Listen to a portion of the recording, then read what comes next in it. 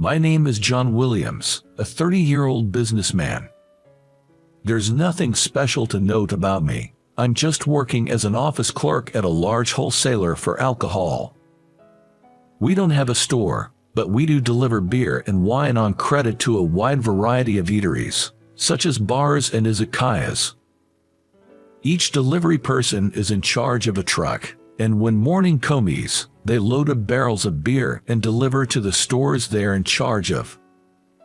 As for me, I'm working in an office with only women, handling things like processing credit slips and various chores. I think I've been placed here because they need at least one male hand in the office. Still, it's true that I often have bad experiences because I'm looked down on by people like the driver, the procurement personnel, and the warehouse manager. On top of that, the general affairs department is a women's garden. I feel uncomfortable. I often feel stressed because it feels like I'm caught on the horns of a dilemma. But the reason I'm still at this company is because not everything is bad. I have many colleagues I get along with, and I often get treated well by our regular customers. There are times for ups and downs. It would be the same no matter where I work. The change in my life happened this spring.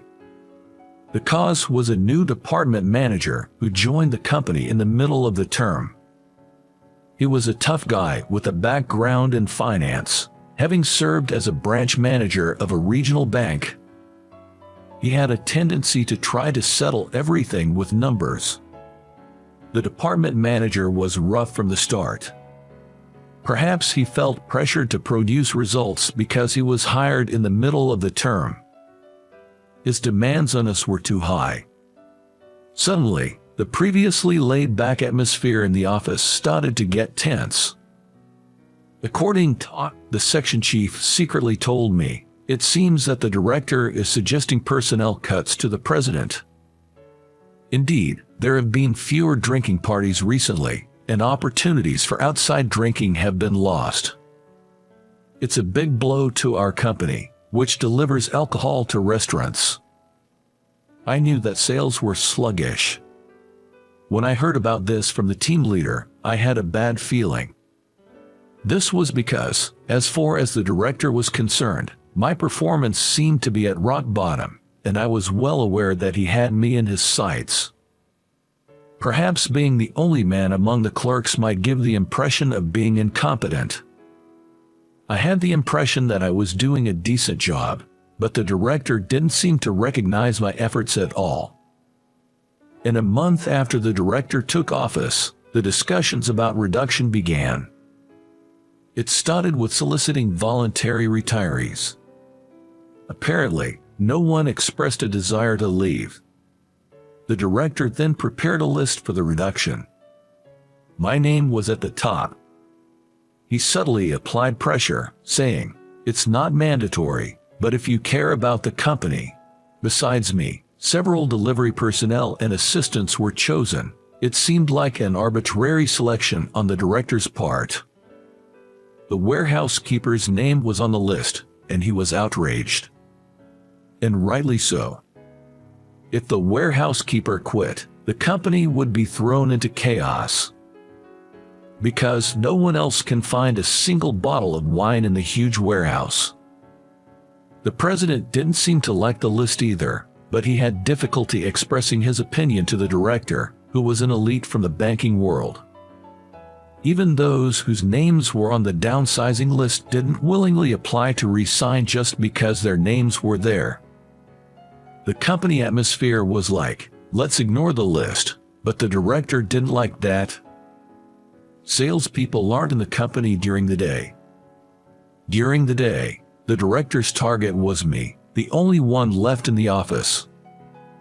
Even when he didn't have anything to do, he kept loitering around my desk and nitpicking.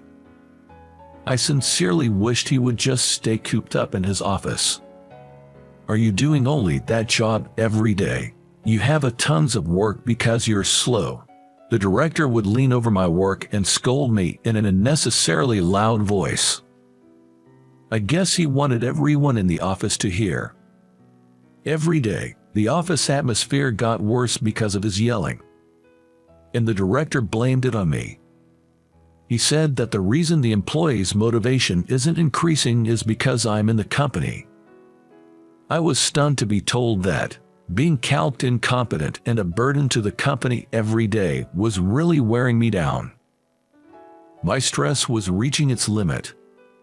I'm convinced that the reason I blacked out and collapsed while trying to get up from my chair at the office was due to the director. I don't remember anything after falling, but apparently I was quickly rushed to the hospital by an ambulance. I heard from my colleagues that I had been unconscious and appeared to be suffering since I collapsed. It turns out, stress was indeed the direct cause of my collapse. It was a result of a dreadful pattern of stress leading to insomnia and overwork. When they performed the tests upon my emergency arrival at the hospital, the attending physician told me that there seemed to be other worrisome symptoms, which surprised me a bit. It turned out I would have to continue with further diagnostic tests. The results of these thorough tests revealed early-stage colon cancer. Receiving a cancer diagnosis was quite a shock, but I was a little reassured when the doctor told me that since it was in the early stages, there was a high likelihood of complete recovery with surgery. A hospital stay for tests turned out to be a much longer hospitalization than I anticipated, which was bothering me. Just as I thought my hospital stay might drag on a bit longer and contacted my office, the document that the secretary, now named as Nancy, brought me was early retirement papers. She looked very apologetic as she handed them to me, saying she was told by the director to deliver them. "Thank you, who've asked the nasty task."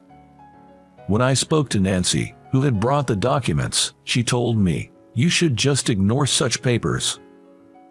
Of course, I don't want to take early retirement. I shoved the envelope into the drawer of the bedside table in my hospital room. "John, we'll take your temperature and blood pressure now." The nurse came named Kathy, replacing Nancy in the room. The first time I saw her, I was so struck by her beauty that I didn't even realize when the injection was over. Yes, please go ahead." I get overly nervous when Kathy comes in. Her being extremely beautiful is one reason why I get so nervous. On top of that, she never smiles. She's called Iron Mask by the inpatients. It seems her fellow nurses also call her that. Kathy's expressionlessness and her good looks make her appear doubly intimidating. It's not that she's cold or anything like that to the patients. She's a strict yet kind nurse. The young attending physician told me that he's most afraid of being scolded by her. She doesn't raise her voice but seems to be able to express her anger in a quiet, matter-of-fact way. I thought I would be terrified if it were me. "Your pulse is a bit fast. Are you not feeling well?" Kathy, who was taking my pulse, quietly said so. It seems my pulse quickens just by having her near me. I was a little amazed at how nervous I was. "I'm okay. There's nothing wrong with me." As I hastily said that, Katie stared at me fixedly. And then, she let out a small sigh. I started to panic, wondering if I had disappointed her. But her sigh was not one of disappointment. Don't just dismiss things lightly as okay. You're here to fight a disease, remember. If you're feeling bad or if there's even a slight difference from your norm, make sure to tell us, Kathy said with a serious expression. Then, she deeply bows in my direction, apologizing for her inadequacy. "Wait, why? You don't need to apologize for anything, Kathy. I understand there's a certain atmosphere around me that makes it hard for you to open up. I'm really sorry about that." I wonder if Kathy knows what people call her behind her back. I gently look at her face, wondering if she's hurt. Her usual expressionless face is there. I'll be a good patient. My words slip out awkwardly, as I don't know what to say. Iron-faced Kathy's eyes widen in surprise. Then she quickly returns to her usual expression and simply responds, "I appreciate that." I suddenly feel embarrassed and couldn't say a single word until Kathy left the room. Hospital life is surprisingly busy with continuous tests before surgery. Today, I didn't return to my room until past 3 p.m. after the tests. Dragging my test-weary body into my room, I find that there's already someone there. It's my boss. Just seeing him doubles my exhaustion from the tests. He notices me return to the room and, without any words of consolation, just says, "Hey."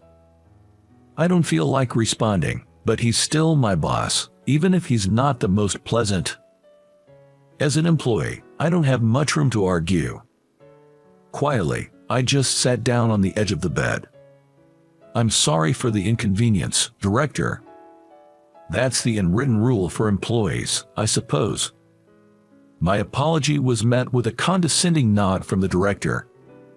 "I've heard you're in for a long stay. Have you received the early retirement forms? Why haven't you submitted them yet? The company would be better off without deadweight like you."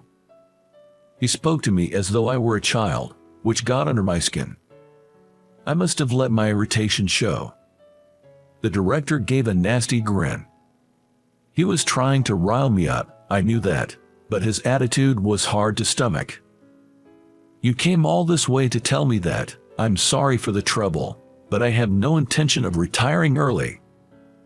I tried to choose my words carefully, trying to stay as calm as possible. Really, I wanted to shout him down and send him packing. The director smirked as if he could read my thoughts, and he didn't stop. If I caused a scene here, he might use that as an excuse to fire me. The tension hung in the air between the director and me, like a standoff. The one who shattered that tension was Nurse Kathy.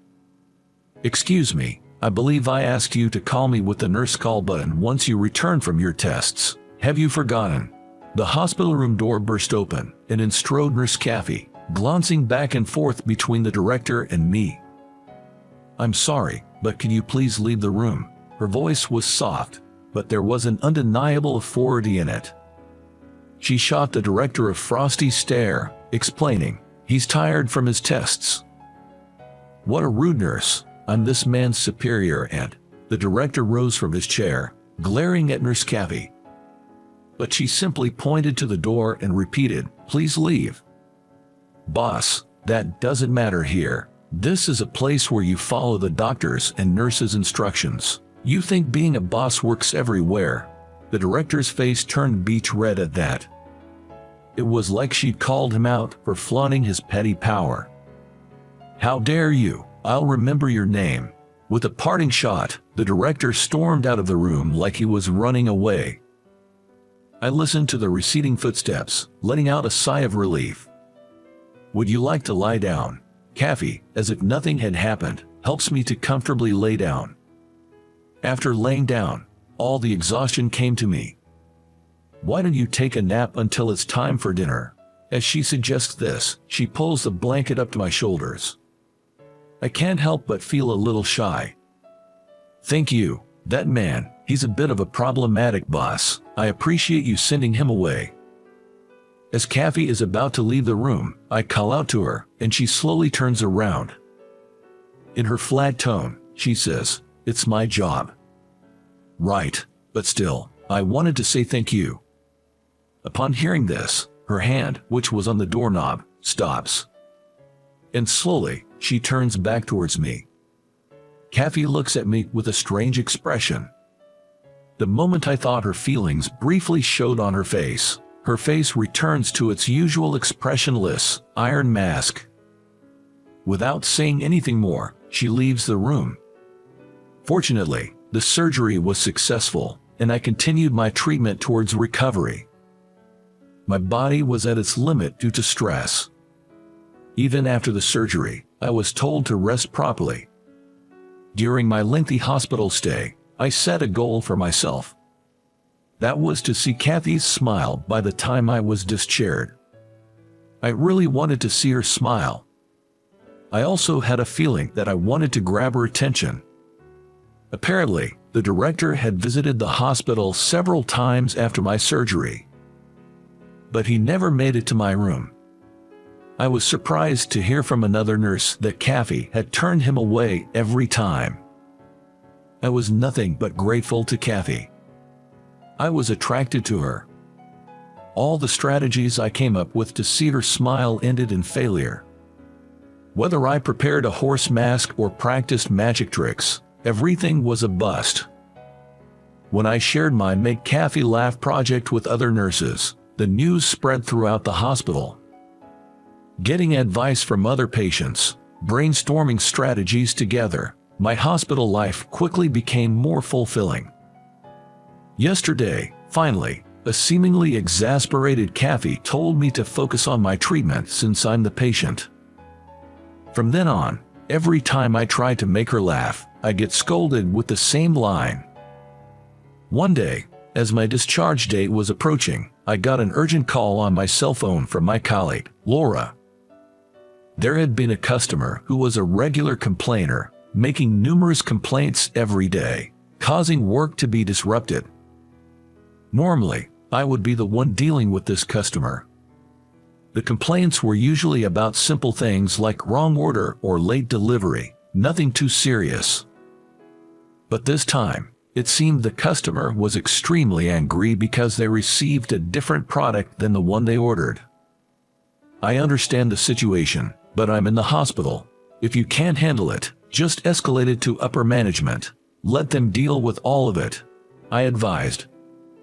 Normally, I could handle most complaints at my level. But this time, I'm afraid the bosses would have to step up. Laura said she would do that and hung up. The complainer was a guy named Mr. Ferguson, who ran a couple of bars and snack joints. He could be a bit tricky at times, but he wasn't unreasonable. As long as the first step in handling the complaint was correct, there shouldn't have been any problems. I've never experienced a complaint so severe that the phone didn't stop ringing for days. The day after Laura's call, my boss barged into my hospital room.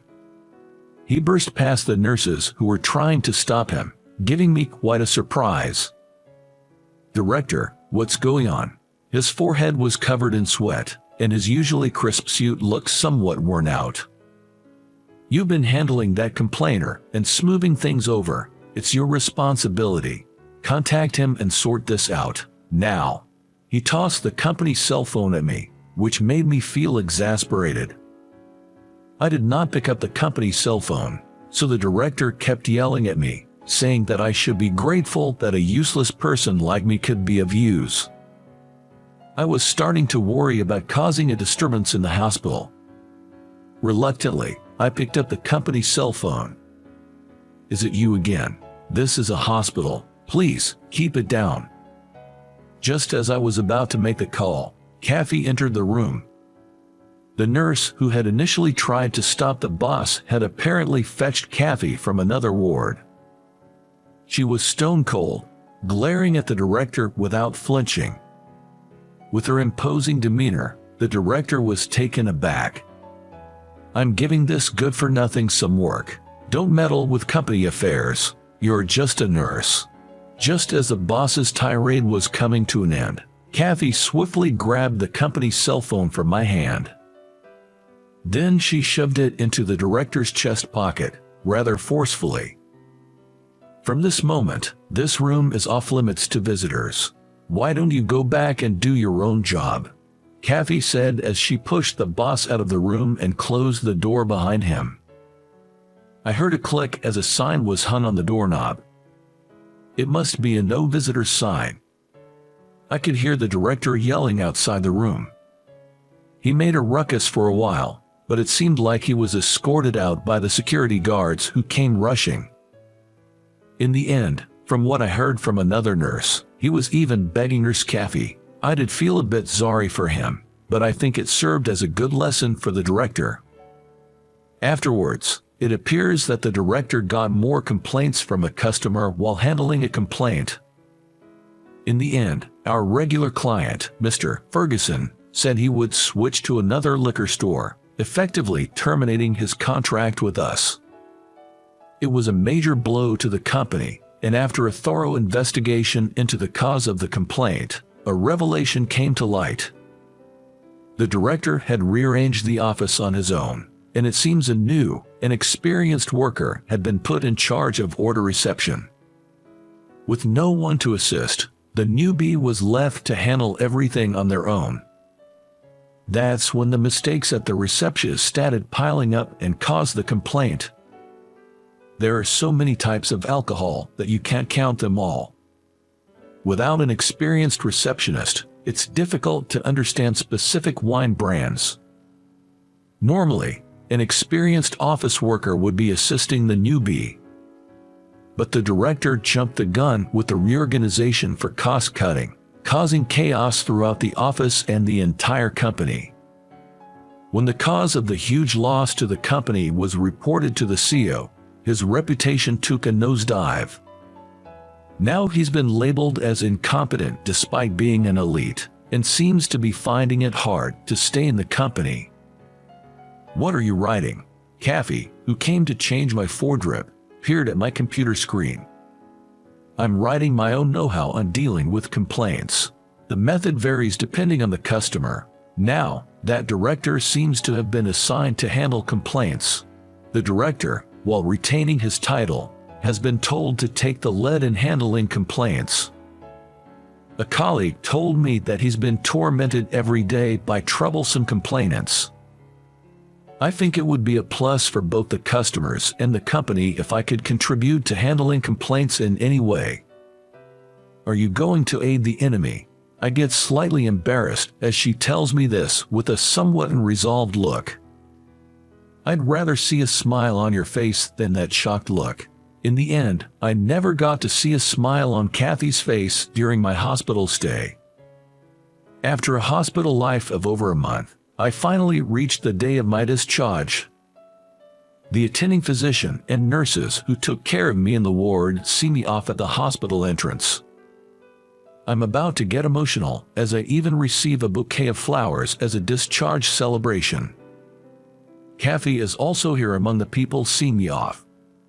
With her usual emotionless face, she stares at me. "I've been in your care a lot, Kathy." When I stand in front of Kathy to express my gratitude, I end up witnessing something unbelievable. "You did well, John. Congratulations on your discharge." With that, she softly flashes a smile, as beautiful as a blossoming flower.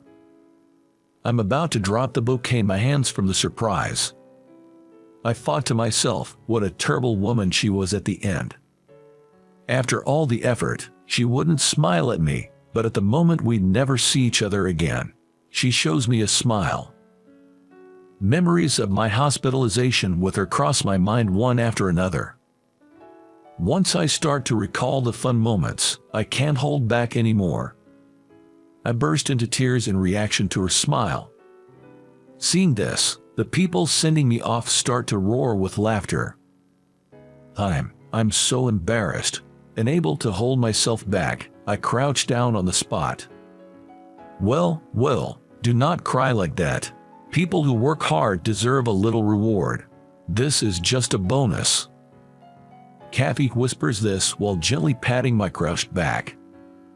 A piece of notepaper, roughly inscribed with her familiar handwriting, has her cell phone number on it, and she gently places it in my hand. Below it are the words, "Contact me if you feel like it. I'll be waiting." By the time I stop crying in surprise and look up, she's already returned to the send-off line, waving with her usual emotionless face. I wave back at everyone while expressing my thanks, then get into a taxi. In the moment I get in, I call Kathy's cell phone. "You're impatient, aren't you?" After 5 rings, she answers the phone with a soft chuckle. I hadn't thought about how to ask her out and can't find the words in my sudden panic. "Will you date me with the intention of marriage?" This was the first thing that came out. Even the taxi driver turns around in surprise. I'm so embarrassed I wish I could disappear into a hole. Isn't that a bit too hasty, but okay. Perhaps I found the treasure of my life in a hospital and I was too lucky. A few years later, I can't help but grin imagining her standing next to me in a white bridal dress. How did you enjoy today's story? Subscribe the channel and give us likes. It gives us motivation for our production activities. We're also looking forward to hearing your comments.